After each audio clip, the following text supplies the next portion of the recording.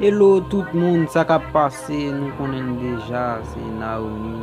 E pi tou, avan moun komanse, map tou di nou, al abone, e pi, pa bliye ba nou, go dwet pous la, pa bliye pezel, pa sa nou di nou.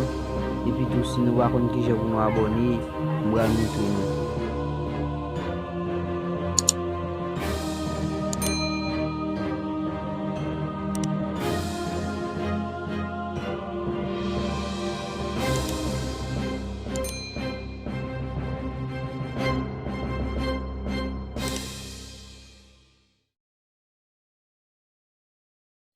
Ok, nou wè ki jan pou nou abone kon ya. Mwen kwe tout bagay ki tan fin regle. Samde gen pou mdi nou jodi ya. Pa bliye sou chanel la nou wal gon nouvo feyton ki se importans fre. Mwen se tout fanatik yo ap tan ni. Mwen wal lage l pou nou. Dako tout fanatik yo nou met tan ni.